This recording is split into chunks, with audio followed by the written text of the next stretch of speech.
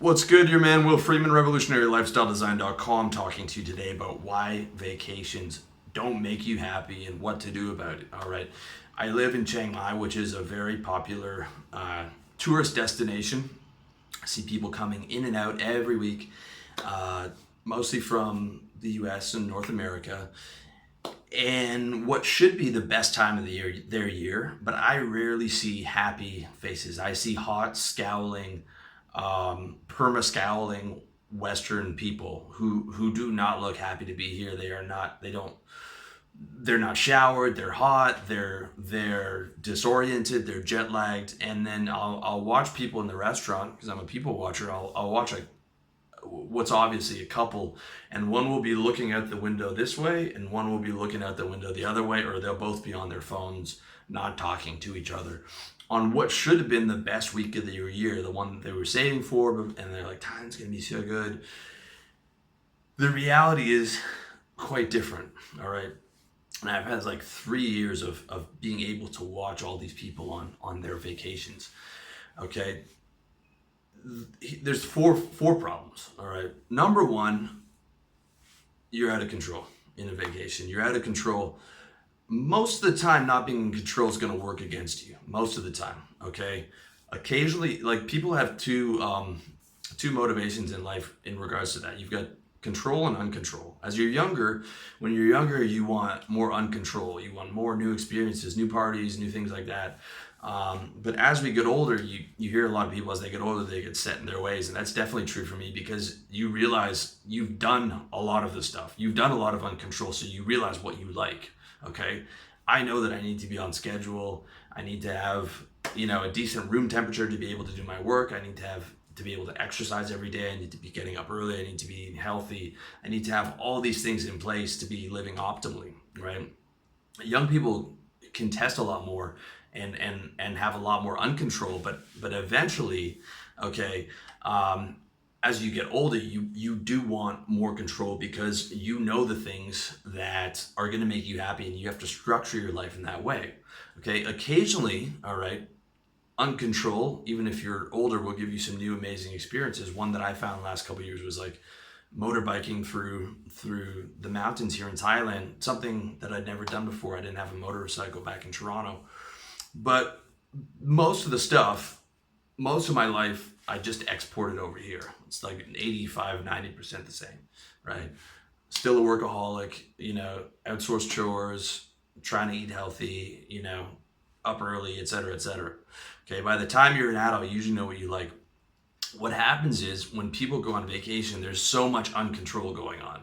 Okay, you're on a 24-hour flight or 30-hour flight from North America to Thailand. There's a crying baby on the flight, because there always is a crying baby. You're not getting the right foods. You're not able to find healthy foods. Your sleep schedule is all messed up. You're jet lagged. There's a problem with your hotel. Maybe the air conditioning didn't work.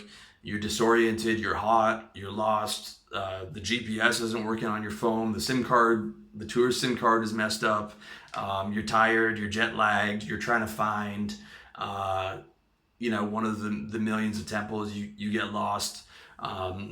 If you're a younger person, you're backpacking, so you got that giant backpack on your back. I see these poor kids. I'm like, dude, nothing of that looks appealing to me. Even when I was in my early 20s, I knew some guys that went backpacking. I was like, hell no, dude. I'm not staying in some, $10 a night hostel carrying this giant backpack everywhere I went.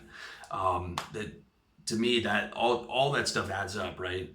Okay, so you've got a lot of non-control, which you thought would be fun, like these amazing experiences, but oftentimes when there's too much non-control, your state goes down, right? Because you're losing all those things you need. If you were able to move out here like I did, where you can have 90% of your routine, and then 10% just taking a motorcycle and exploring and being able to come back 2 hours later to air conditioning, that's a different ballgame. All right.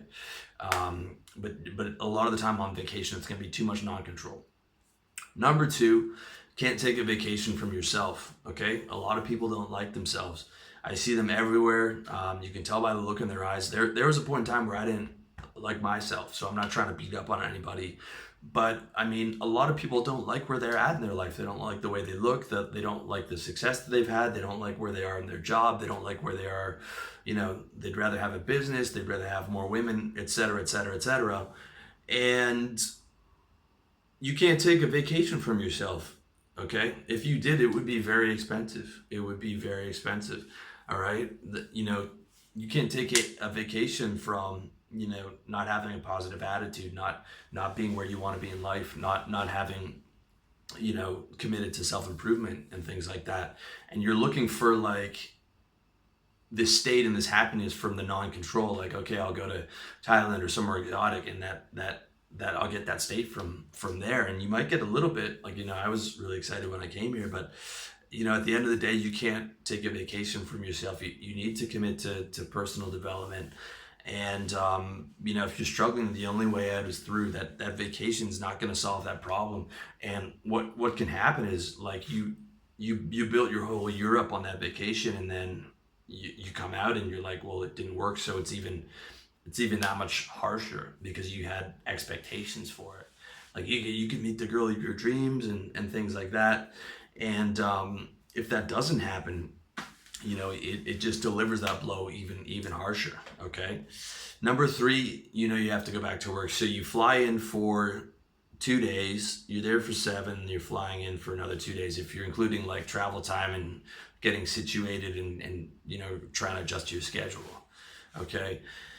It takes years to adjust to freedom, not weeks. It takes years. Like I've been decompressing for the last 3.5 years now of like truly actually living free from not having to be in school, not having a job, not having to listen to your parents. I mean, there's most people don't get to experience like, being able to actually live free for long periods of time. All right. In that little week, you're like Monday, Tuesday, like, oh, you're like 5 days till I have to go home, 4 days till I have to go home, 3 days. It's in the back of your mind, whether you admit it or not. Like, you have to go back soon, and you've got that long flight coming up. You're going back in winter. You're going back to that hour-long commute on the subway. You're going back to those fluorescent lights. You're going back to that job you don't believe in. You're going back to like not having the purpose that you thought you were going to have, right? And that's going to weigh on you, even in your so-called vacation that you've been saving up for a year for. Number 4, you probably spend 20% of your net worth. Okay. Most people 18 to 35, they don't have much of a net worth because they live on debt. All right. I don't care if you own a condo or, I mean, the bank owns the condo. All right. The bank owns the condo. You're on debt. You got credit card debt. If you're 18 to 35, if you have 50,000 in savings, you got more than most people, and then you'll drop 10 grand on a vacation, that's 20% of your net worth gone. Or worse, I know guys that would do like vacations on credit, man. They would put that on their credit card. I was like, you guys are crazy, dude. You can't even, it's a week and you don't get there's no return value out of that. Okay. Like all that money could have gone to buy you your permanent freedom.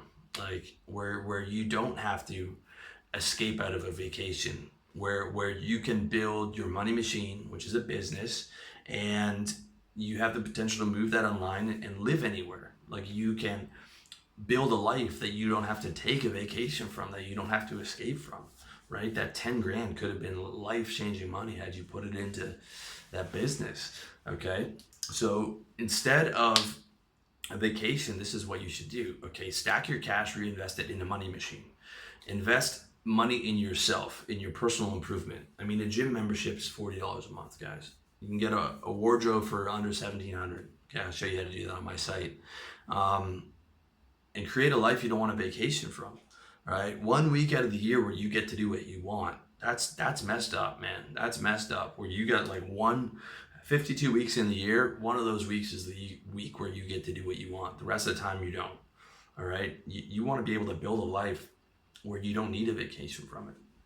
I could go to the beach any day. I don't want to go to the beach. I'm going to get bored of the beach. I'm like, man, I could be doing 2 or 3 videos while I'm sitting here on the beach, all hot, drinking a margarita. Like that's fun for me for about an hour, right? Then I'm like, okay, I need to do something. Okay. You want to build a life where you actually like doing what you do. all right, where you can live where you want for the bulk of the year. And the cool thing you can do, if you're out here in Asia, it's a $40, $60 flight, $100 flight from Chiang Mai to Bangkok or Kuala Lumpur or the Philippines, like super cheap. You can set up shop, set up your base, become an actual entrepreneur expat, and then, for 2 months out of the year, you can go live somewhere else, right? And get adjusted and have a schedule and not be rushed for time and have a nice Airbnb to live in and et cetera, et cetera. And you can do a different place each year, or you can do 2 vacations, like 1 month, 10 months in your base and then 1 month in this place, 1 month in this place. And then next year you do another month somewhere else, another month somewhere else. Like that's how you want to set up. So don't think that like you got your rest of your life to travel if you set things up properly. You don't have to cram everything into this small amount of time, this small little 1 week window. I mean, set up a life that you don't want to escape from, dude. Put all your effort into doing that, and so that you're consistently living your best day every single day. And that's all I have to say. So thank you for watching. Wish you all the best in your personal development. Check me out, revolutionarylifestyledesign.com. If you're watching on YouTube, make sure to subscribe, man, and tell your friends. Thanks so much.